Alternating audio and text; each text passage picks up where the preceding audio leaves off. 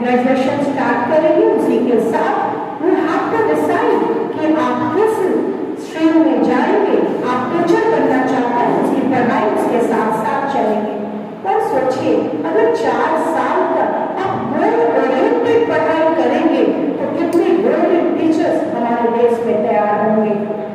जीवन कौशल भी बढ़ेगा, लाइफ स्किल्स में काम चल भी रही है और भी लाइफ स्किल्स काम करना होगा।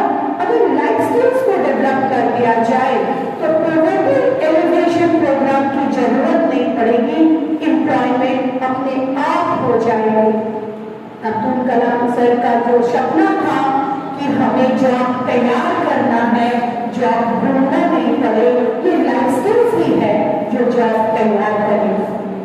तकनीकी समावेश, चूंकि मॉडर्न वर्ल्ड 21st सेंचुरी में हम पहुंचे हैं तो इस पढ़ाई के साथ साथ टेक्नोलॉजी का एडॉप्शन बहुत आगे हमारे देश को बढ़ा के ले जाएंगे। और टेक्नोलॉजी के बिना आज तो हम सोच भी नहीं सकते, इतना अग्रसर हो चुके हैं कि टेक्नोलॉजी के बिना तो हमारे बच्चे भी आज सोच नहीं सकते। और देखा जाए तो उनके डेवलपमेंट इन टेक्नोलॉजी, उनके कंट्रोल ओवर टेक्नोलॉजी हम बुजुर्गों से बेहतर है। ये और बेहतर होगा जब टेक्नोलॉजी एडेड स्टडीज होंगे। संरचनात्मक चिंतन, बीच बीच में सेंट्रल एजुकेशन बोर्ड के द्वारा समीक्षा किया जाएगा कि हमारा जो अध्ययन पाठन प्रक्रिया चल रहा है वो सही दिशा में चल रहा है या नहीं। क्योंकि हम लोग बचपन से सुनते आए हैं भारत की जो शिक्षा प्रणाली है वो सही नहीं है। इसमें आप पढ़ाई करते हैं, आप हायर स्टडीज करते हैं, आपको इंतजार करना पड़ता है कि कोई कंपनी खोलेगा, कोई स्कूल खोलेगा तब आपको नौकरी मिलेगी। लेकिन ये संरचनात्मक चिंतन देखते रहेंगे कि आप अपनी जॉब खुद तैयार कर पा रहे हैं या नहीं।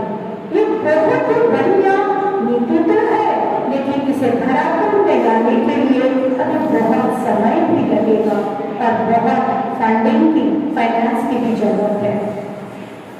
अनुभवजन्य अधिगम, मानव संसाधन मंत्रालय, शिक्षा मंत्रालय के रूप में एनआरएफ काम करते रहेंगे और इनकी विशेषताओं को धरातल पर लाने के लिए अग्रसर होते रहेंगे। सपना बड़ा देखेंगे तो धीरे धीरे जरूर आज नहीं तो आने वाले समय में इन्हीं के फायदे भारत के बच्चों और देश को मिलेगा। इनके फीचर, एनईपी के फीचर्स को 4 भागों में बांटा गया है। पहला भाग स्कूल शिक्षा, दूसरी भाग उच्च शिक्षा हायर एजुकेशन, तीसरा अन्य केंद्रीय विचार other additional focuses on topics and क्रियान्वयन की रणनीति, how these policies are adopting. भाग 1 में स्कूल शिक्षा। स्कूल शिक्षा में पहले बच्चे 3 साल तक 2 साल तक अपने घर में होंगे, अगर पढ़े लिखे शिक्षित पेरेंट्स हैं तो उन्हें तैयार करते थे, नहीं तो बच्चे यूं ही घूमते खेलते रहते थे तो ये उसका बचपन है। लेकिन न्यू इकोनॉमिक पॉलिसी में early childhood care and education शिक्षा प्रणाली बनाए गए हैं, जिसमें आंगनबाड़ी में, बाल बालिका में, प्रिपरेटरी स्कूल्स में बच्चों को पढ़ाया जाएगा और खेल खेल में पढ़ाया जाएगा। अब बच्चे डरेंगे नहीं स्कूल आने के लिए, क्योंकि वो खुश रहेंगे कि स्कूल आएंगे तो वो खिलौना पे चढ़ पाएंगे, वो साइकिल पे चढ़ पाएंगे, वो टॉयज के साथ, कलरफुल टॉयज के साथ, दोस्तों के साथ खेलने के लिए प्रिपरेटरी स्कूल्स जाएंगे। बुनियादी साक्षरता एवं संख्या ज्ञान, फिर धीरे धीरे उनमें फाउंडेशनल लिटरेसी एंड न्यूमरेसी बच्चों में डेवलप किया जाएगा। ड्रॉपआउट बच्चों की संख्या को कम करने के लिए सभी स्तरों पर शिक्षा की सर्वधर्मी पहुंच सुनिश्चित करना है। ड्रॉपआउट्स को कम करना और ड्रॉपआउट्स को अगर बचपन से ही रोक लिया जाए तो बड़े होते distribute the question papers and along with the white sheet of page. Teachers, you have heard the features and the details of NEP from Mandal sir. Now, जो क्वेश्चन पेपर्स आप मिल रहे हैं, आप उस क्वेश्चन पेपर की तैयारी कीजिए, उसकी एक आपकी सोच, आपके विचार, उस क्वेश्चंस का आप जवाब तैयार कीजिए और इसके बाद आप उत्तर हो जाएंगे, तब आप मंच पर आकर उसका एक्सप्लेन करेंगे। नाउ द नेक्स्ट फीचर, शिक्षक। शिक्षक की गुणवत्ता को बढ़ाना है और इसी शिक्षक की गुणवत्ता को बढ़ाने के लिए ही सीबीएसई ने 50 hours in house training program launch किए हैं। 2019 से ही ये प्रक्रिया चल रही है। इसके तीसरे साल 19 to 20, 20 to 21 and 21 to 22 ये तीसरा साल टीचर्स ट्रेनिंग प्रोग्राम चल रहा है। इस इन-हाउस ट्रेनिंग प्रोग्राम के दौरान हम लोगों को कंपल्सरी 25 घंटे का ट्रेनिंग स्कूल्स में करना है और 25 घंटे का ऑनलाइन ट्रेनिंग सीबीएसई के द्वारा हमें हो जा रहा है। इसकी सुविधा, इसका कारण है कि टीचर्स की गुणवत्ता को बढ़ाना और सिर्फ किसी पर्टिकुलर अपने ऑनर्स विषय में ही नहीं, सारे विषयों में एक अच्छी समझ, एक अच्छी पकड़ रखना, दूसरे की ग्रामर के नॉलेज के सहायता से। इंक्लूसिव स्टडीज डेवलप करना, इक्विटेबल यानी सभी को बराबर का शिक्षा मिले, मौका मिले और सबको इंक्लूड कर सके, इंक्लूसिव हो सके, ताकि कोई ऐसा व्यक्ति, कोई ऐसा बच्चा भारत में आने वाले समय में अशिक्षित न रहा जाए। और हम जानते हैं जिस कार्य में भारत हाथ बढ़ाते हैं वो उसे पूरा करते हैं। एक छोटा सा उदाहरण हेल्थ डिपार्टमेंट से भी पोलियो भारत को अंदर तक खोखला बना दिए थे, लेकिन जब से पोलियो के निवारण के लिए हम लोगों ने काफी समय से, कई सालों से काम किए, तो आज भारत का एनएसएस और डेटा कहते हैं कि एक भी नया पोलियो केसेस भारत में नहीं आ रहा है। अगर एनईपी को इसी तरह हम अपनाएंगे तो एक समय आएगा जब एक भी ड्रॉप आउट भारत में नहीं पाया जाएगा और जब शिक्षित होंगे तो डेवलप तो होंगे ही देश हमारा।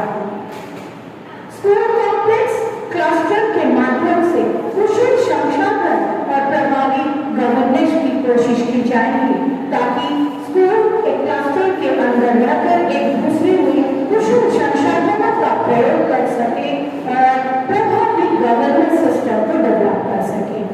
साथ में ही स्टैंडर्ड सेटिंग्स और एक्रेडिटेशंस भी होती रहे समय समय पर स्कूल शिक्षा के लिए एक मानक निर्धारण हो, ताकि वो कंपेयर कर सके कि अगर हम अच्छे हैं तो इसे मेंटेन करना है और अगर हम किसी में कम है तो हम लोगों को उस मानक दर तक पहुंचना है। क्योंकि एक सीमा अगर आपको दी जाती है, एक रोड मैप रहता है, तो आपको उस पर चलना सुविधा होता है। वो हमारे सेंट्रल बोर्ड ऑफ एजुकेशन का दायित्व है कि वो एक सही रोड मैप बनाकर इंडिया की जो प्रशिक्षा प्रणाली, जिसे लोग पहले सही नहीं मानते थे, उसे मजबूत हमारे देश की तरह बनाया जाए। भाग दूसरे में हायर एजुकेशन की बात की गई। हायर एजुकेशन में बहुत सारे बेहतरीन चीजों को अपनाया गया। विश्वविद्यालय और महाविद्यालय, कॉलेजेस एंड यूनिवर्सिटीज में गुणवत्तापूर्ण स्टडीज होनी चाहिए।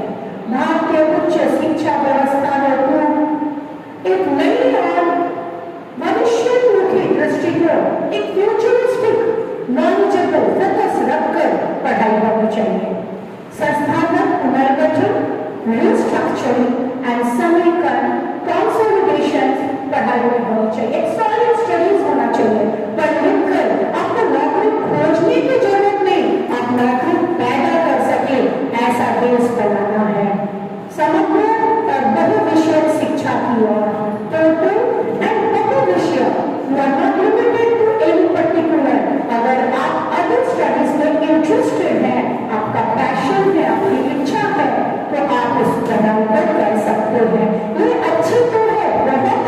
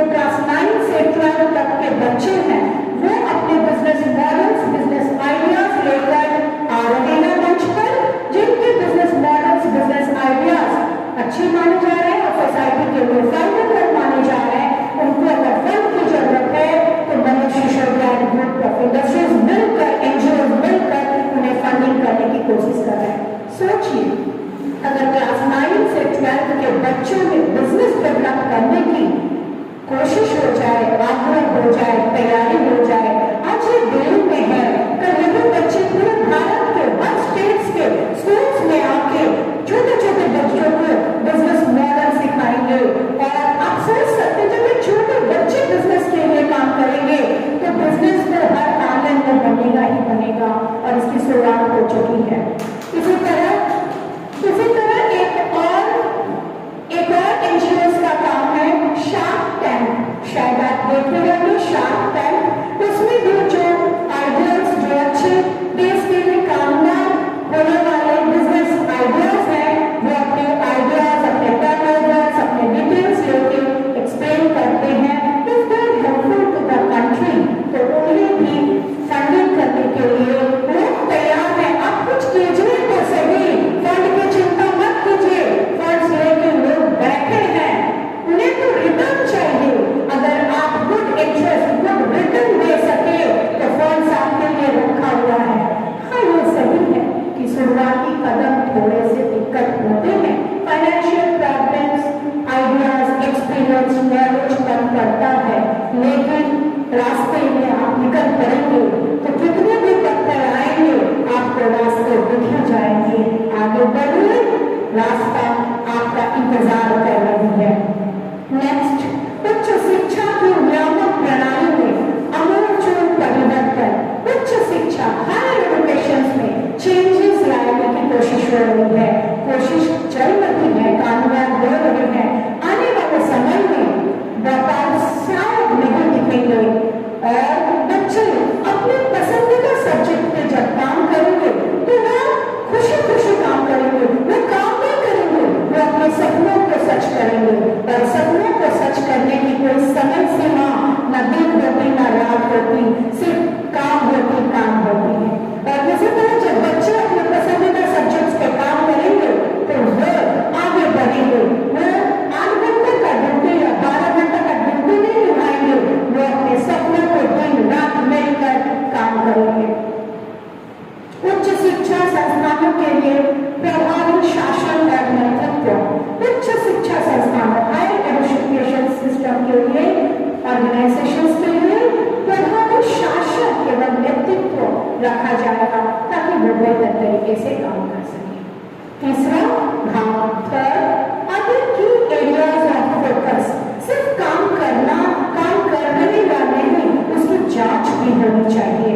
समय समय पर उसको ध्यान भी रखना चाहिए। जहां लूप होल्स है, उस लूप होल्स को खोजकर उसे निवारण करना भी जरूरत है।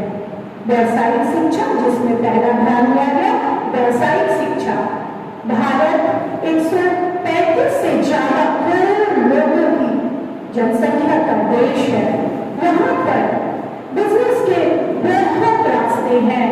व्यवसायिक शिक्षा को बेहतर बनाने के लिए लोगों ने व्यवसायिक शिक्षा का अध्ययन, इच्छा को बढ़ाने के लिए उस पर खास फोकस किया गया है। प्रौढ़ शिक्षा और जीवन पर्यंत सीखना। प्रौढ़ शिक्षा यानी जो हमारे पूरे जो लोग रह चुके हैं अशिक्षित, ये काम बहुत दिन से ही चल रहा है। Education for all people, education for all, education for all, इसे और बेहतर करके प्रौढ़ शिक्षा का अगर कहीं कोई रह भी गए हैं उसे पूरा करना। और आने वाले 10 साल के बाद से एक भी ऐसा सिटीजन ऑफ इंडिया नहीं रहेगा जो अनएजुकेटेड रहेगा। और हम लोग इस दिन का इंतजार कर रहे हैं जब इंडिया में लिटरेसी रेट 100%, इंडिया में नॉट ओनली केरला और अदर स्टेट्स, इंडिया का लिटरेसी रेट 100% हो जाएगा। भारतीय भाषा, कला और संस्कृति का संबंध है। जो स्टडीज होंगे वो भारतीय की भाषाओं में होंगे, ये एक प्लस पॉइंट है। अगर भारतीय भाषाओं में स्टडीज होंगी, हमें फॉरेन लैंग्वेजेस को इनकलकेट करने की आवश्यकता नहीं होगी। हम अपने भाषाओं में अपने टेक्नोलॉजी, अपनी मेडिसिन और अपने विचारों को व्यक्त कर सकेंगे। साथ में जो दुनिया की एक बहुत ही जाने माने कला और संस्कृति का परिचय भारत के हजारों साल पुराने समय से है, उस कला और संस्कृति को और बेहतर बनाने का जन जन तक पहुंचाने की कोशिश की जाएगी। एवं एकीकरण 21st सेंचुरी में है। टेक्नोलॉजी का ट्रिमेंडस डेवलपमेंट हुआ है और इस टेक्नोलॉजी के डेवलपमेंट को हम लोग को उपयोग करके आगे बढ़ना है। साथ ही 2019 तक हम लोगों ने ऑफलाइन क्लासेस किए और 80% अच्छे कार्य करने में हम अपने आप को 100% ना भी देने तो 80% अच्छे कार्य करते थे। 2020-21 में हम लोगों ने ऑनलाइन क्लासेस किए। ऑफलाइन की तरह 80% नहीं भी कर पाए तो 60% कार्य हम लोगों ने कोविड के दौरान ऑनलाइन क्लासेस में किए। अब 22 में पहुंचे हैं 2022। हम लोगों ने ऑफलाइन क्लासेस भी देखे, ऑनलाइन क्लासेस भी देखे, दोनों के मेरिट्स और डिमेरिट्स दोनों को देखे। ठीक जैसे भारत का मिक्स्ड इकोनॉमी कैपिटलिस्ट इकोनॉमी के कैपिटलिज्म की अच्छाइयों को लिया, सोशलिस्ट इकोनॉमी के अच्छाइयों को लेकर मिक्स्ड इकोनॉमी बना, इस तरह हमारे प्रिंसिपल महोदय ने बताया कि आप ऑफलाइन और ऑनलाइन दोनों को एक साथ इंडल्ज कीजिए और आगे बढ़िए। इसका फायदा भी हमें मिला। हम लोगों का कोर्स जो पहले कंप्लीट होने में जनवरी लगता था बोर्ड क्लासेस में, अब हम लोग नवंबर से पहले उसे कंप्लीट करके नवंबर, दिसंबर, जनवरी, फरवरी 4 महीना बच्चों को रिवीजन करा के अच्छे रिजल्ट देने की में कामयाब हो सकेंगे। तो ये था ऑनलाइन और डिजिटल शिक्षा का प्रयोग, प्रौद्योगिकी और न्याय सम्मत उपयोग सुनिश्चित करना और इसके फायदे हम लोगों को दिख रहे हैं। आखिरी भाग 4 क्रियान्वयन की रणनीति। केंद्रीय शिक्षा सलाहकार board, central board of education advisers का सशक्तिकरण, इसे और पावर दिया गया। इसीलिए मैंने शुरू से आज का knowledge is power in knowledge में रखेंगे। केंद्रीय शिक्षा एडवाइजर्स को और सशक्तिकरण और पावरफुल बनाया गया ताकि वो बेहतर तरीके से पूरी शिक्षा प्रणाली को ग्राउंड लेवल में, ग्रास रूट लेवल में उतार सके और इसे अमल कर सके। सपना देखना और सपने को सच करना में बहुत फर्क होता है, बहुत मेहनत होता है। उस मेहनत को करने का अब समय आया है कि हम लोग नेशनल एजुकेशन पॉलिसी 1986 से 36 साल बाद न्यू एजुकेशन पॉलिसी 2020 को अपनाए हैं। इससे कितना अमल करके जो कमियां थी उसे दूर करके आगे बढ़ सके, ये बहुत बड़ी बात है। इन सब कार्यों को करने में वित्तीय पोषण सभी के लिए नवीन एवं गुणवत्तापूर्ण शिक्षा प्रणाली को लागू करने के लिए वित्तीय पोषण किए जाएंगे। वित्तीय पोषण की फाइनेंसिंग की जाएगी। जहां भी फाइनेंस की कमी होगी वहां पर स्टेट गवर्नमेंट और सेंट्रल गवर्नमेंट मिलकर वित्तीय पोषण करेंगे। हमारे यहाँ स्कूल्स में भी जब कभी भी हमारे मैनेजमेंट को फाइनेंसिंग प्रॉब्लम होते हैं, स्कूल मैनेजमेंट और डायरेक्टर सर मिलकर हमारे यहाँ के फाइनेंसिंग प्रॉब्लम को सॉल्व किए जाते हैं। ठीक उसी तरह ये सारे कार्य जो किताबों में छपकर कॉन्स्टिट्यूशन के आर्टिकल्स में रह न जाए, वो हो रहे हैं या सिर्फ अच्छी बातें आर्टिकल्स में रह जाते हैं, नियम तो बनते हैं, वो धरातल पे नहीं उतरते थे। वो उतर रहे हैं या नहीं, काम कर रहे हैं या नहीं, इसको देखभाल करने के लिए एक कार्यान्वयन ग्रुप बनाए जाएंगे तो देखेंगे कि हमारे सपने कितने हद तक सच हो रहे हैं। और साथ में प्रयोग संकेताक्षरों की सूची NSSO के द्वारा, नेशनल सैंपल सर्वे ऑर्गेनाइजेशन के द्वारा और अदर ग्रुप्स के द्वारा डाटा कलेक्ट किए जाएंगे ताकि वो कहाँ तक हम लोग अमल कर पा रहे हैं, कहाँ लूपहोल्स रह जा रहा है, वो सबको ध्यान देते हुए उसे अग्रसर करना है। स्कूल शिक्षा में हमारे सर बता चुके हैं, मैं दोबारा एक बार रिपीट कर दूं। जो पुरानी शिक्षा थी वो 10+2 सिस्टम थी, जिसमें 6 से 18 एज के बच्चे क्लास 1 से पढ़ना शुरू करते थे। अब जो नई नीति है उसमें 5+3+3+4 3 साल की उम्र से 18 साल की उम्र तक उन्हें पढ़ना है। और ये शुरुआत स्टैंडर्ड 1 से नहीं, ये education from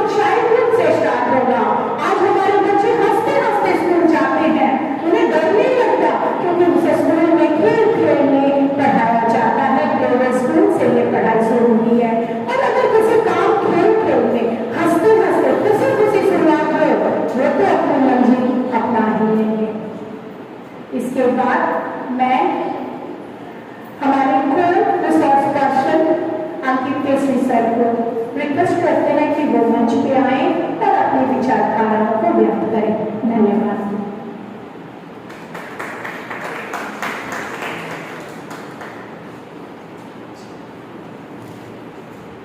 thank you ma'am. आज के जो honourable principal ma'am, respected teacher, very good morning to one and all. आज का जो हमारा topic NEP 2020 national education policy 2020 के ऊपर है। ये हमारा जो ओल्ड एजुकेशन 1986 के द्वारा 10+2 के बारे में बताया गया था। इसमें क्या, इसमें 6 से 18 एज तक आपका क्लास 1 से लेकर क्लास 2 प्लस क्लास 12 तक के क्लास तक चलने का था। और new policy, new education policy से लाने से 5+3+3+4 लाने से 3 साल से लेकर 18 साल एज तक ये न्यू पॉलिसी लाया गया, जिससे छोटे बच्चे को जो हम लोग जो 3 से 6 साल के बच्चे के लिए बहुत फायदेमंद के लिए लाया गया।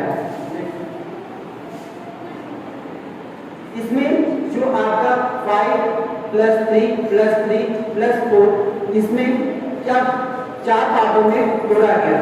इसमें 4 पार्टों में foundational stage, pre processing stage, middle stage and secondary stage को तोड़ा गया। एक छोटा सा स्टोरी के द्वारा मैं फाउंडेशनल स्टेज को एक्सप्लेन करता हूँ। एक बच्चा और पिताजी एक साथ जा रहे थे, तो एक बच्चे ने एक पिताजी से पूछा कि एक बकरा है और ये एक आदमी है, ये बकरा, वो आदमी को बकरा जो है और वो आदमी क्यों लेके जा रहा है और वो बकरा क्यों रो रहा है। तो उसके पिताजी ने बोला कि ये बकरा है, वो एक कसाई है और कसाई उसको जाकर काटेगा। तो अब वो बच्चा को ऐसा बात है, तो वो सोचा कि उसको बच्चे को लगा कि जो बकरा है वो स्कूल जा रहा है। तो इससे क्या पता चलता है कि जो 3 साल से 6 साल के बच्चे जो है उसके अंदर एक नेगेटिव थॉट है कि जो बच्चे स्कूल में जाकर दिक्कत होता है, मतलब क्या पढ़ाई ये चीज का। तो इसी कारण से न्यू पॉलिसी ऑफ NEP के द्वारा 2020 के द्वारा ये चीज लागू गया कि 3 साल से 6 साल के बच्चे को भी क्या बोलते हैं स्कूल जाए। जो आपको घर में जो आपको खेल कूद जैसे खेलते हैं बच्चे, जैसे पेरेंट्स रिस्पेक्ट करते हैं, सब कुछ करते हैं, वैसे वहीं पर कि बच्चे को स्कूल में लेकर जो घर में जो करते हैं वो स्कूल में लेकर आए। उससे क्या होगा, इससे ये फायदा हो सकता है बच्चे को कि वो स्कूल जाने के लिए डरेगा नहीं। लेकिन पहले के बच्चे को इंटरेस्ट नहीं होते थे, अब वो इंटरेस्ट आएगा पढ़ाई में। खेल में भी हम लोग बहुत सी चीज देखते हैं कि खेल में बच्चे बहुत चीज सीख जाते हैं, और हमारे स्कूल में भी ये चीज लागू है। और सभी स्कूल में मैं चाहता हूँ कि सभी स्कूल में ये चीज लागू हो, जिससे बच्चे का बहुत सा फायदा हो और उससे इंटरेस्ट है कि एजुकेशन में बदलने के लिए। यहाँ पर जो 3 भाग में पूरा फाउंडेशनल स्टेज जो 5 ईयर का है, फाउंडेशनल स्टेज 5 ईयर का, इसमें भी 2 पार्ट में तोड़ा गया। ये 3 से 6 साल के बच्चे के बारे में, जब बच्चे स्कूल में आते हैं, जब बच्चे स्कूल में आते हैं तो उसको कोई आपका प्लेइंग के साथ ड्रेस गंदा के साथ, जैसे बच्चे खेलते हैं ड्रेस गंदा करते हैं, खेलते खेलते बहुत चीज सीखते हैं, पोएम के द्वारा, स्टोरी के द्वारा, असेंबली के द्वारा छोटे छोटे बच्चे बहुत इजी वे में सीख जाते हैं। और 6 to 8 ईयर में क्लास 1 से लेकर क्लास 2 के बच्चे के जो फाउंडेशनल स्टेज जो है, इसमें क्या नो एग्जाम का पॉलिसी उठाया गया। इसमें न्यू पॉलिसी के अंदर जो आपके 5 साल के, जो 3 साल से लेकर 8 साल तक बच्चे, वहाँ उसके एग्जाम ना हो, जिससे वो बच्चे का घबराहट ना हो एग्जाम सबसे। अब प्री प्रोफेशनल एज 3 ईयर के लिए आता है।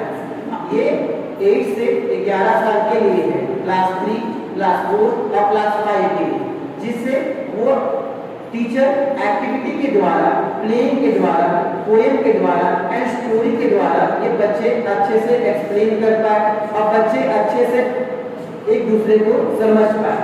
जैसे लैंग्वेज, इसमें क्या किया गया, लैंग्वेज का भी इसमें किया गया, जैसे मदर टंग और आपका एक नेशनल लैंग्वेज। जैसे बच्चे लोग होते हैं, जो छोटे बच्चे होते हैं, वो मदर टंग में इजी वे में सीख पाए, जिसके कारण जैसे हमें तमिलनाडु स्टेट है, तो तमिलनाडु स्टेट में तमिल के द्वारा बच्चों को समझाया जाए, वेस्ट बंगाल को बंगाली के द्वारा समझाया जाए। तो इसमें क्या है, और इंग्लिश को भी महत्व दिया गया। जिस बच्चे को इंग्लिश सीखना है या इंग्लिश में स्पीकिंग या इंग्लिश में समझना है तो वो इंग्लिश में भी इसमें पॉलिसी लाया गया। लेकिन इस पॉलिसी के अंदर आपका मदर टंग को ज्यादा बेनिफिट दिया गया। फिर आता है मिडिल स्टेज। मिडिल स्टेज किस चीज के? 3 साल बच्चे के लिए, क्लास 6 to 7, 8। इसमें क्या किया गया, इसमें न्यू पॉलिसी जैसे कंप्यूटर हम लोग का कोर्स होता है, इसमें कंप्यूटर कोडिंग डाला गया जिससे बच्चे लोग कंप्यूटर में आगे बढ़े। जिस पॉलिसी में जैसे हम लोग जानते हैं जब इंजीनियरिंग में जाते हैं या क्लास 10 में जाते हैं तब हम लोग कोडिंग सीखते हैं, सी सीखते हैं, C+। तो इसी क्लास से क्लास 6 से यहाँ से क्लास 6 से जो कंप्यूटर कोडिंग के द्वारा ये पॉलिसी लाया गया, जिसके कारण बच्चे शुरू से सीखे तो हमारे जो इंजीनियर है, जो आपका कंप्यूटर इंजीनियर है वो आगे से ही टैलेंटेड हो जाए। और वोकेशनल एजुकेशन के बारे में भी बात किया गया और फिर math, science, arts, geography, history subject भी ऐड किया गया। और इसमें टेक्निकल के बारे में जैसे किसी बच्चे को सिलाई में, किसी बच्चे को अलग टेक्नोलॉजी में, हम देखते हैं हमारे कुछ स्टूडेंट होते हैं जो घर में जाकर कुछ बैटरी को या किसी मोबाइल को छेड़छाड़ करते रहते हैं, निकालना वो चाहते हैं कि उसके अंदर है क्या, कैसे वो बना, इसी चीज को इससे क्या फायदा होगा। इससे ये फायदा हो सकता है कि बच्चे को क्या बोलते हैं मैकेनिकल इंजीनियरिंग में उसको रुचि है। जो जैसे आपके जो गर्ल्स है, गर्ल्स में क्या होता है सिलाई मशीन, ये सब का भी क्या कर आगे जाके उसे फ्यूचर में उसे जॉब से मिल जाए। इसी कारण से यहाँ पर इस पहले ही 3 साल में क्लास 6 से ही ये न्यू पॉलिसी में लाया गया जिससे बच्चे को इंटरेस्ट आए और इजी वे में सीख पाए। अब सेकेंडरी स्टेज ये 4 ईयर के लिए, जिसमें class 9 to class 10, class 11 and class 12। इसमें जो एग्जाम होते थे 1 साल में एक बार, तो इसमें क्या सेमेस्टर टाइप ऑफ एग्जाम कर दिया गया। और इसमें नो स्ट्रीम ऑफ सब्जेक्ट, जैसे हम लोग क्लास 9 में पढ़ते हैं, क्लास 10 में जाते हैं, फिर क्लास 10 में जाने के बाद बच्चे को बहुत कंफ्यूजन होता है क्लास 11 की आर्ट्स ले, कॉमर्स ले या साइंस ले। पहले का पॉलिसी 1986 की पॉलिसी में जो था वो आपका क्या बोलते हैं, साइंस के बच्चे मैथ, फिजिक्स, केमिस्ट्री पढ़ेंगे, आर्ट्स के बच्चे ज्योग्राफी, हिस्ट्री पढ़ेंगे और कॉमर्स के बच्चे अकाउंट्स या PhD पढ़ेंगे। यहाँ पर इस न्यू पॉलिसी में ये चीज लाया गया कि जिससे फायदा बच्चे लोगों को, मैक्सिमम जिस बच्चे को मैथ को पढ़ने का इंटरेस्ट है, साइंस को पढ़ने का, फिजिक्स को पढ़ने का, तो वो ज्योग्राफी भी ले सकता है। ये जरूरी है कि आर्ट्स वाला ही ज्योग्राफी पढ़ेगा और कंप्यूटर साइंस वाला ही साइंस पढ़ेगा। इस पॉलिसी में लाने से ये फायदा हुआ जिस बच्चे को इंटरेस्ट जिस सब्जेक्ट में है वो आगे बढ़ सके, जो पहले पॉलिसी में नहीं था, जिसके कारण बच्चे का ग्रोथ एंड डेवलपमेंट और ऑलराउंड डेवलपमेंट इससे प्रॉब्लम हुई। Fundamental literacy and numeracy. Fundamental literacy हम छोटे बच्चे को, बच्चे 3 साल क्लास 3 से क्लास 1, क्लास 2 में या प्ले 1 प्ले 2 में, तो इसमें देखते बच्चे, कुछ बच्चे होते हैं जिसको रीडिंग करने आता है लेकिन लिखने नहीं आता है, जिसको लिखने आता है उसको रीडिंग करने नहीं आता, कुछ ना कुछ बच्चे में प्रॉब्लम आ जाती है। तो इसी कारण से फाउंडेशन ऑफ लिटरेसी में ये चीज किया गया कि बच्चे को ओरल टेस्ट, लिटरेसी के बारे में, रीडिंग के बारे में, राइटिंग के बारे में और आर्ट्स के बारे में और साउंड्स के बारे में अच्छा प्रोनाउंसिएशन हो, अच्छे से बोल पाए, कोई भी जगह जाए या साफ सुथरा लिखे, राइटिंग अच्छा हो। तो ये फाउंडेशन ऑफ लिटरेसी था। फाउंडेशन ऑफ न्यूमरेसी में मैथ के द्वारा जैसे सिंबॉलिक के द्वारा, जैसे हम लोग देखते हैं कि 1 क्लास में क्लास 2 बच्चे के उसमें ट्रायंगल शेप दिया हुआ है, तो ट्रायंगल शेप दिया तो बच्चे तो समझ गए ट्रायंगल शेप, अब उसी को हम डायग्राम बनाकर एक घर को ट्रायंगल शेप में बना तो बच्चे बहुत कंफ्यूजन हो जाते हैं, शेप को नहीं पहचान पाते। और आपका कोई चीज मेजरमेंट का, जैसे हमने स्केल का यूज करना या किसी चीज का मेजरमेंट का यूज करने में दिक्कत होती थी बच्चे को। तो इससे क्या प्रॉब्लम होता था कि बच्चे को आपका साइज के बारे में, शेप के बारे में ज्यादा नॉलेज, तो हम ये क्या बोलते हैं कुछ फिजिकल एक्टिविटी के द्वारा या कुछ चार्ट पेपर के द्वारा, अलग अलग द्वारा के द्वारा कि शेप एंड साइज के बारे में बच्चे को नॉलेज दे और मेजरमेंट के बारे में बता सके। जिससे और एक चीज इसमें ये बात किया गया मैथ में, जैसे 3 डिजिट का मैथ मल्टीप्लिकेशन, एडिशन, सब्ट्रैक्शन, ये सब बच्चे क्लास 3 के बच्चे को 3 डिजिट तक ये आ जाना चाहिए। इसकी पॉलिटिक फाउंडेशन ऑफ लिटरेसी में ये दिया, ये क्लास 3 के बच्चे के अंदर क्लास 1 और क्लास 2 के बच्चे के बारे में था।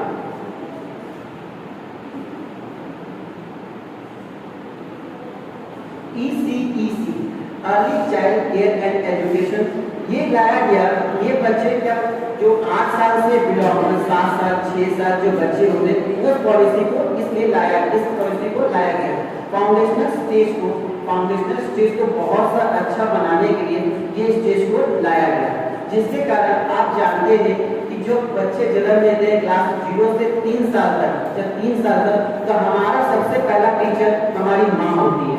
तो हमारी माँ जो सबसे पहले बिहेवियर सिखाती है, कोई भी बच्चा घर पे पहले माँ पापा बोलना सीखता है तो पहला टीचर हमारी मदर होती है, सबके मदर होते हैं, तो वो बिहेवियर घर से वो सीख कर आता है। जब 3 से 6 साल के बच्चे जब हमारा न्यू एजुकेशन पॉलिसी 2020 आया गया, तो 3 से 6 साल के बच्चे को UKG 1, UKG 3, 1, 3, 2, इसमें क्या हुआ, बच्चे जो घर में खेलते थे, जो बच्चे घर में तंग करते थे, वो स्कूल आकर वही चीज करें, क्योंकि बच्चे को इंटरेस्ट है, बच्चे जब आते हैं तो उनको खेलना कूदना पसंद आता है। तो ये चीज के द्वारा या किस गार्डन के द्वारा या नर्सरी क्लास के द्वारा टीचर के द्वारा हम लोग बच्चे को अच्छे से एक्सप्लेन कर पाते हैं और बच्चे को इंटरेस्ट लगता है कि बच्चे भी चाहते हैं। आज के जमाने बच्चे बोलते हैं कि लॉकडाउन खत्म हुआ 2 साल का जब लॉकडाउन था, तो अब तीसरा जब हम बच्चे से पूछते हैं कि आपको घर पे रहना पसंद है या स्कूल जाना, तो बच्चे का आंसर आता है स्कूल जाना। लेकिन पहले क्या था कि बच्चे का आंसर है कि सर हम घर ही में रहना चाहते हैं। तो न्यू पॉलिसी ऑफ NEP के द्वारा बच्चे को इंटरेस्ट आया, तो ये हमें पता चलता है कि NEP 2020 लाने से बच्चे पे फायदा हुआ और स्कूल में जो बच्चे टीचर है उनको टीचर और बच्चे का इंटरेक्शन एक दूसरे से बना है। और यहाँ पर ये भी बात जानते हैं कि 85% of the brain development of the child before the age of the 6 साल से पहले बिफोर बच्चे का 85% ऑफ द ब्रेन का जो डेवलपमेंट होता है वो अच्छे तरह से हो जाता है। तभी ECE के द्वारा कि लैक ऑफ रिसोर्स बहुत सारा जगह नर्सरी UKG LKG द्वारा नहीं है। हमारे इंडिया में बहुत सारी जगह UKG LKG nursery P1 P1 P2 नहीं है। तो यही इसी के द्वारा ECC के द्वारा यहाँ पर ये सेंटर बनाया जाए जिससे बच्चे लोग को इजी वे में और इंटरेस्टिंग वे में स्कूल में आने में और अच्छा लगे। Explain learning in the all the stage, जैसे यहाँ पर जब हम लोग क्लास में एक साइंस जब हम लोग पढ़ाने जाते हैं तो बच्चे को एक थ्योरी पढ़ाते हैं तो बच्चे इंटरेस्ट लेते हैं एज अ साइंस सब्जेक्ट क्योंकि साइंस में फिजिक्स केमिस्ट्री और बायो में एक्सपेरिमेंट होता है। तो फिजिक्स केमिस्ट्री और बायो का एक एग्जाम्पल देने के द्वारा जैसे यहाँ पर बताया गया doing by the learning arts playing experiment and the story based focus करना चाहिए जिससे बच्चे को पढ़ने में या कोई भी टॉपिक समझने में इजी वे में समझ सकते हैं। जैसे मैंने क्लास 6 में गया था, मैं क्लास 6 में चेंज अराउंड और एक टॉपिक पढ़ाया था जिसमें स्लो चेंज और एक फास्ट चेंज था। तो मैंने एक टॉपिक छोटा सा 10 मिनट या 2 मिनट का उसको स्लो चेंज का डेफिनेशन बताया, फास्ट चेंज का डेफिनेशन बताया, लेकिन बच्चे ने इंटरेस्ट नहीं है। क्यों? बच्चे ने क्योंकि वो पढ़ा है ठीक है, वो पढ़ चुका है, रिविजन कर रहा है तो मजा नहीं आता। लेकिन मैंने उस स्लो चेंज को और फास्ट चेंज को एक एक्सपेरिमेंट के द्वारा एक पेपर को जलाकर दिखाया कि पेपर जला तो पेपर तुरंत जल गया। तो ये क्या फास्ट चेंज होगा। और एक लोहा है, एक आपका आयरन है। अब आयरन का हुआ, आयरन में रस्टिंग होता है, तो आयरन रस्टिंग तो एक दिन में नहीं होता है, इसमें ऑक्सीजन बहुत लॉन्ग टाइम। तो बच्चे ने कैप्चर तुरंत कर लिया कि सर ये फास्ट चेंज है और ये स्लो चेंज है। जब मैंने नेक्स्ट क्लास लिया, मैंने बच्चे से पूछा कि स्लो चेंज और फास्ट चेंज का एग्जाम्पल बताइए, तो बच्चे ने कम से कम उस दिन जो पहला क्लास था तो मेरे 5 बच्चे हाथ उठाए थे क्लास में। लेकिन आज जाकर उस सेकंड क्लास में जाकर उसमें कम से कम 80% ऑफ बच्चे जो हाथ है। तो इससे ये पता चलता है हम लोग एक्सपेरिमेंट के द्वारा, बेस के द्वारा, चार्ट पेपर के द्वारा TNM का यूज करके बच्चे को अच्छे से नॉलेज देता है। इसके द्वारा क्या होता है कि TNM के द्वारा इजी वे में हम लोग सीख पाते हैं और बच्चे को सिखा पाते हैं और बच्चे और टीचर एक दूसरे से इंटरेक्ट इजी वे में हो जाते हैं। जिससे टीचर और क्या बोलते हैं पेरेंट्स के द्वारा, टीचर और आपका स्टूडेंट के द्वारा जो आपका दूरी बना रहता है वो दूरी एक साथ संबंधित कर जाता है, जिसके कारण हमारे एजुकेशन में और आपका new policy of India NEP के 2020 के द्वारा इससे ये फायदा हुआ, जिसके कारण हम लोग जैसे बच्चे को एक चीज में और भी कि बच्चे को जब एक्सपेरिमेंट करने बोलते हैं, जब एक्सपेरिमेंट करके देखना है तो बच्चे खुद घर में जाकर करते हैं। ऐसा एग्जाम्पल हम लोग देते कि हमने पेपर है कि बच्चे का एग्जाम्पल ऐसा दे कि बच्चे हमेशा पेपर जलाते हैं या किसी को पेपर जलाते हुए देखे, रस्टिंग ऑफ की आयरन में क्या बोलते हैं रस्टिंग होता ही है, तो इससे क्या बार बार वो चीज देखेंगे, वही चीज देखेंगे तो इनसे ये फायदा होगा कि बच्चे तुरंत याद करेंगे, उनको बुक पढ़ने का या रिवीजन करने का टाइम नहीं, उसी समय घर में या कहीं जाते जाते उसका रिवीजन होते जाएगा, जिससे उसका टाइम बचेगा और वो वोकेशनल एजुकेशन का और अपने फ्यूचर के बारे में अच्छे से सोच पाएंगे और इससे फायदा होगा कि उसे पता चलेगा मुझसे किस चीज में इंटरेस्ट है। जैसे हमने एक एक्सपेरिमेंट बताया, उस बच्चे को वो एक्सपेरिमेंट में पता नहीं, तो कोई हिस्ट्री के टीचर है, हिस्ट्री कुछ बताए तो शायद हिस्ट्री में तो उनको खुद से पता चल जाएगा कि हमको किस चीज में इंटरेस्ट है। तो बहुत से बच्चे को बहुत कंफ्यूजन होता है कि हम क्या करें, कैसे करें, तो इससे ये भी फायदा होगा।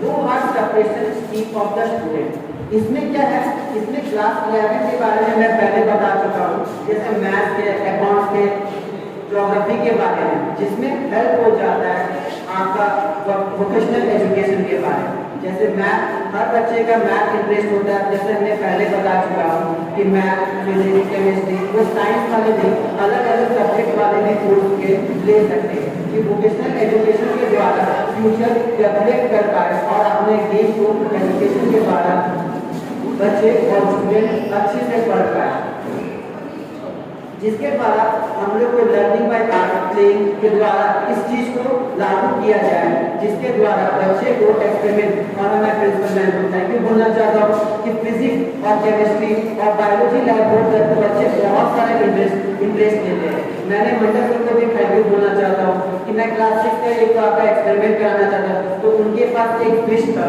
तो जिसके कारण मैं उसे फिश मानकर बच्चे को एक्सपेरिमेंट के द्वारा वो बता पाया और अच्छे से एक्सप्लेन कर पाया। और मैं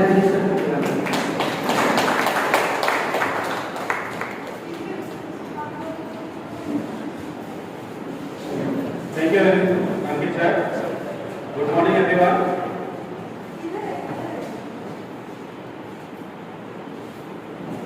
मैं अंकित सर के आगे स्लाइड को कंटिन्यू करना चाहता हूँ।